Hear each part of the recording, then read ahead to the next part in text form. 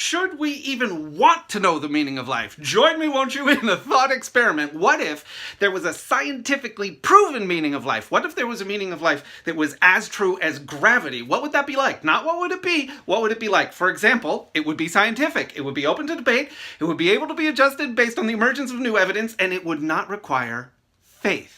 So that's the kind of thing, right? If the missing meaning of life is a big missing puzzle piece and we don't have the piece, maybe we can describe the shape. Another thing I think it's not too speculative to say is that it would be challenging. You know, if you didn't think there was a meaning of life and then you found out there was, that would be difficult. If you did think there was a meaning of life and you thought you already knew what it was and then you found out it's something different, that would be rough. Agnostics might be okay. But the point is, it would be tough on many people, if not every people, and nobody wants to do that. And so having made these 2 points, that it would be scientific and that it would be tough on people, is there anything else we can say? Has that ever happened before in human history that something scientific that was hard for people to accept arose? Has that ever happened? Once or twice. And what happens, right? Well, let's take the example of European history in the Christian Bible. Even at the time that it was written, it was possible to deduce that it couldn't possibly be literally true, because for one thing, it got the value of pi wrong, and pi was a quantity deduced by the ancient Greeks. It was already known for a long time, so even if you had hot off the presses a first edition and you sat down and read it to cover, you would say to the person, look, either this isn't literally the word of God, or God is kind of catastrophically bad at math. You choose.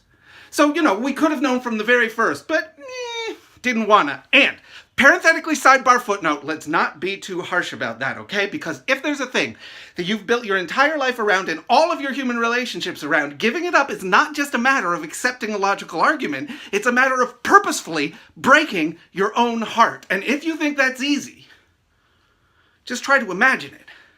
Think of the thing you love most in the world and imagine purposefully tearing it from yourself. If you're imagining that accurately at all, then you know how it could take a civilization thousands of years to do. Our civilization hasn't fully done it yet. Purposefully breaking your own heart, talk about something nobody wants to do. So the human reaction to difficult truths can kind of be summed up in 3 letters. Denial. We ignore it. Not knowing things is a profound human skill. We're great at it. We cannot know a thing for thousands of years. And so, well, humans ignore inconvenient truths. To quote a phrase. And it is such a prevalent pattern that I can pretty much guarantee there's some huge thing that we are ignoring right now. And it could be the meaning of life. Because let's put it this way. If this is the timeline of human history, right? And this is the point at which we have all the evidence we need to deduce the meaning of life, the point at which we let ourselves figure it out, well, it's a good 1,000 years or so down the line. So, I guarantee there's some huge thing we're all ignoring right now, and it could be the meaning of life. So what have we said so far, right? A scientific meaning of life. It would be scientific. It would be hard for people to take. We might already have everything we need to figure it out. There's a couple other things that are important to say, and I think the most important one might be, what about all the other meanings of life, right? How is science going to just waltz in and settle this argument that no one has ever won, ever? And there's only one possible answer. It would not. It could not. It could not win that argument, but it could void it. Here's an example, the changing of the seasons. There was a time in human history, almost all of human history, where if you were going to talk about the changing of seasons, you were going to talk about a god, right? So here's an ancient Greek. It's like, my gods control the seasons. And here's an ancient Egyptian. He's like, no, my gods control the seasons. Mine. Meh! And then somebody comes along, calmly and politely, explains very persuasively that actually, it's the varying distance of the Earth from the sun as it travels around its orbit. Now that argument is moot, and not because science took a side, and not because science even entered the argument, but what happened was science introduced a fact so important to the conversation that anything that didn't already mention it didn't thereafter matter. And now granted, the changing of the seasons is nowhere near as entrenched an argument as the meaning of life. But that's all the more reason that in order for science to have any effect on it, it would have to introduce something equally profound. And it may be hard to think of something that could be. But it's actually not that hard, and I'll give you like 3 examples. Okay, the first one is, what if it was discovered that human beings were actually remote controlled by trees? What if it's discovered that we're actually like, each one of us is a little RC car that's operated by a tree somewhere? Well, by all human religions, by all human philosophy for that matter. I'll give you another example, not so ridiculous. What if it was discovered that 95% of a human being's character was determined by the composition of the bacteria inside the gut? And if you wanted better behavior out of somebody, all you had to do was change up the bacteria in their stomach. Well, suddenly all religion, all philosophy that had anything to say about how humans make choices, whether it's a good or bad thing, what the consequences should be, that's all out the window. If you want better people, just get better bacteria, baby. Okay, so that's only slightly more realistic, but here's one that's entirely realistic and for all I know could be true. What if it was discovered that there was a heretofore unexpected process that happens during the night wherein you make all your decisions? And as we're going throughout the day and we think we're actually making decisions on the spot, all we're actually doing is enacting the orders we gave ourselves during the night. So obviously, it's not going to make civilization crumble overnight, but think about it. Everything Jesus said, everything Buddha said, everything Muhammad said, probably all the rest of them, they all assume that conscious choice is the primary factor in decision making. And if it's not, then when you're studying human morality, you're going to be studying this process that they simply had nothing to say about.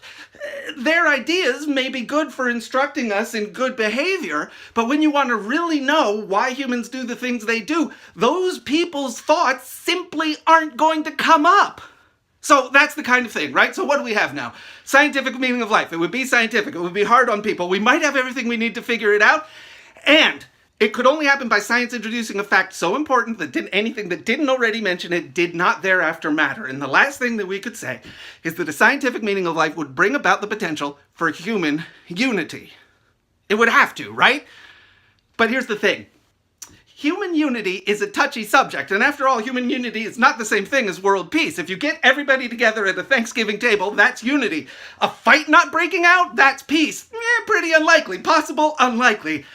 And part of the reason I think human unity might be a touchy subject is that most ideas of human unity have something to do with some kind of perfection, like a perfect spiritual system or a perfect political system. And the thing is, A, that's not how humans work, and B, that's not only not how humans work, it's not how anything works. Everything travels from imperfection to imperfection, leaving beautiful patterns in its wake. And that's a flowery way of saying humans are jerks, and we're always going to be jerks. We're inextricably jerks, and any system of perfection that relies on ironing or squashing the jerk out of us is not going to work.